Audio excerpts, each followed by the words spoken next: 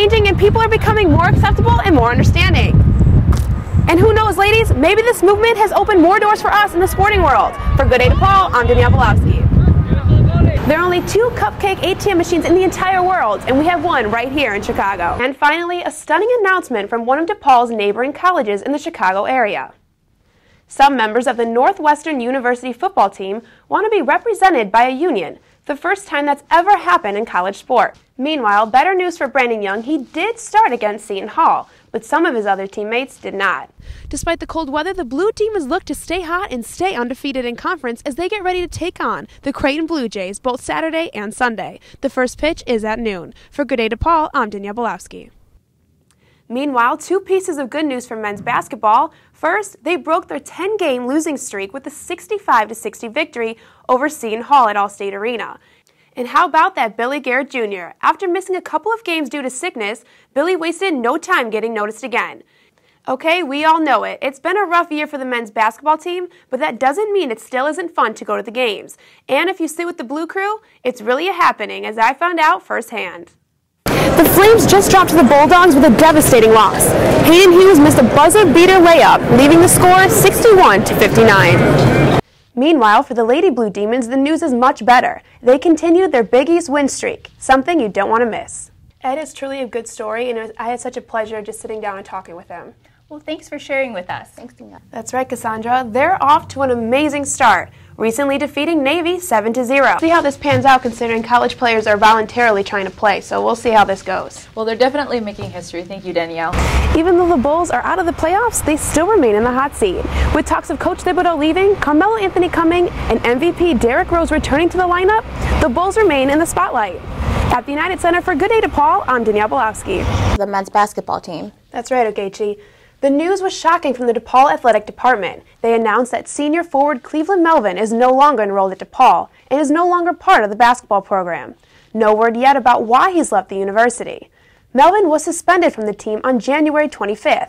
Many of us are enjoying this beautiful weather outside, but unfortunately for the Chicago Blackhawks, they aren't. Many players right now are in the locker room at the United Center cleaning out their lockers after a devastating loss on Sunday against the LA Kings. At the United Center for Good Day DePaul, I'm Danielle Bielawski. It's pretty amazing how these athletes can come home with such great achievements. Thanks, Danielle. That's right, Kip. The DePaul women's basketball team was on fire as they blew past Villanova. 3 Blue Demons scored in double figures. Check it out.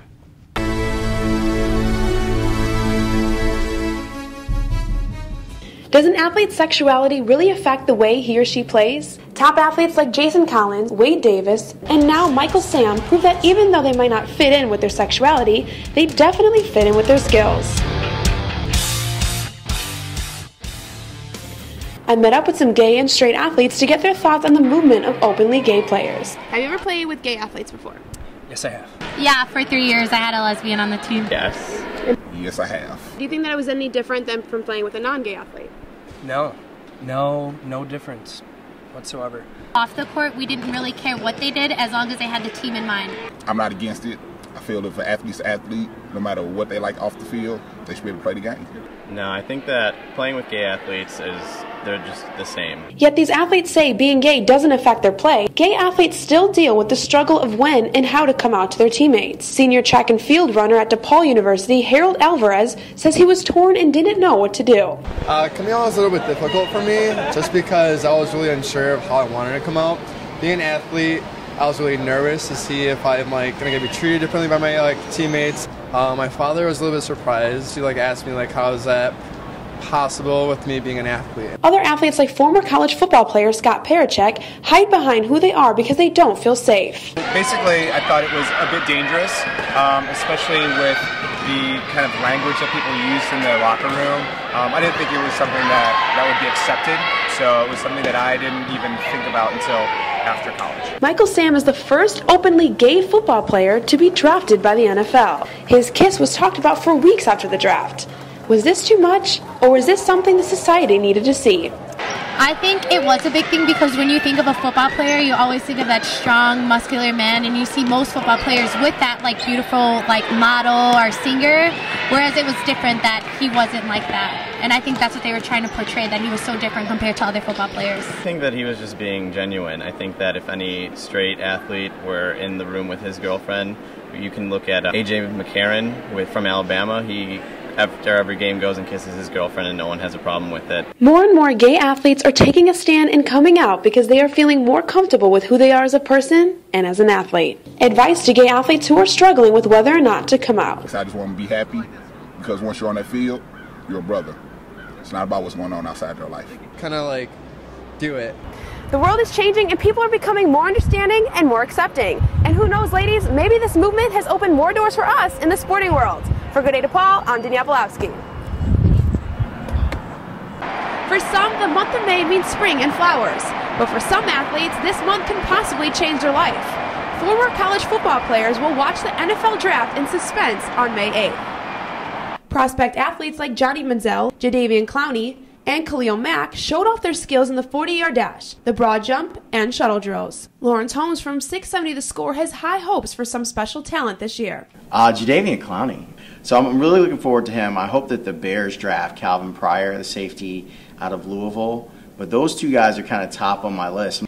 Current arena football player Anthony Hughes has been dreaming for the day he hears the NFL commissioner say his name over the PA system. Unlike Manziel and Clowney, Anthony didn't have a perfect college career to get him noticed. He has had some setbacks throughout his career, but he refuses to give up. My biggest obstacle was coming out of high school, not being able to go to Michigan State. They wiped their whole program clean, and then they pretty much started off with new coaches, so I was pretty much left them behind. According to Bleacher Report, in 2012, majority of the NFL players did come from a D1 school.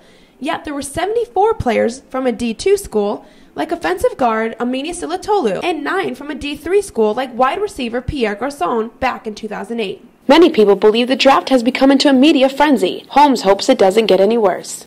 I wish that they would stop. Like, we're good right now, like kind of where we're at right now. The athletes still look at it the same. Their time to shine and hopefully have their dreams come true. For Good Day DePaul, I'm Danielle Bielawski. DePaul's freshman guard, Billy Garrett Jr., also known as Billy the Kid, is a Chicago native who played for Morgan Park High School.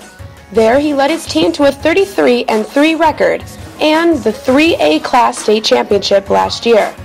Garrett now is looking to make a name for himself at the collegiate level. In just 2 months this season, Garrett leads all Big East freshmen with 4 Rookie of the Week honors. He is also the league's freshman leader in scoring, assists, and free throw percentage. It feels good. It shows, hard work pays off. I've been trying to work and we've been trying to improve as a team. So any individual awards, that's a plus. One thing, I'm just trying to stay consistent and keep working hard. Garrett says he patterns his game after 2 big-time NBA guards. My favorite players are Stephen Curry and Darren Williams, so I watch those guys a lot. So those two. Garrett has teamed up this year with DePaul's senior leaders, Cleveland Melvin and Brandon Young. Those are all great players, they've done a lot for this program. I'm lucky enough to play with 2 of them now. Cleve, he's a great player. Brandon, he's a good player as well. So, it's an honor. It's an honor to be in the same category as those guys.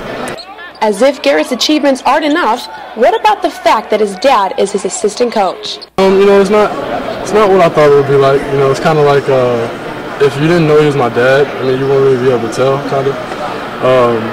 It's fun. I like the fact, he treats me how he treats all the other players. He's tough on everybody. And being on the bench, though, it's kind of someone in my ear, that keeps me focused and keeps me going. The rookie is a true believer in playing hard. He continues to have breakthrough games and believes the most important thing he has to bring to every game is consistency, playing hard, playing together. DePaul fans are looking forward to see what more Billy Garrett Jr. has to offer as a Blue Demon. For Good Day DePaul, I'm Danielle Bielawski.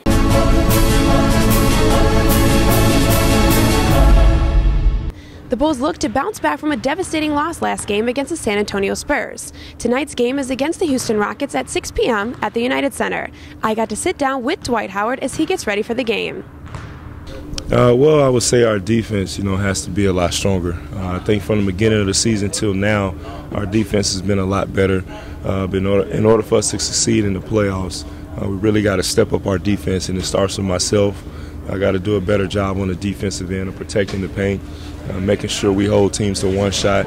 And then after that, we're off to the races. Just go out there and think about winning. That's the only thing. You know, for me, it's not about scoring 30 points a night, but just dominating every single night. All right, so with being your rookie year and you're getting more minutes in the game, like how does that make you feel right now? It makes me feel great. All the hard work I'm putting in and learning every day is kind of paying off. And what are your outlook for the playoffs? Like, how do you guys think you're going to be able to seed up against the rest of everybody? I feel like we can play against anybody, anywhere, anytime, because we having good chemistry right now. We playing good basketball. We just got to keep fighting. And was there anything special being said during the halftime that made you guys come out on such like a huge spark for the third quarter? We just tell them that you got to keep it up. Don't give them no confidence because they really good transition team and they can really score the ball. So we just try to keep their confidence down. And when you get in the game, what is in your mind? Just trying to get a stop and just try to play basketball.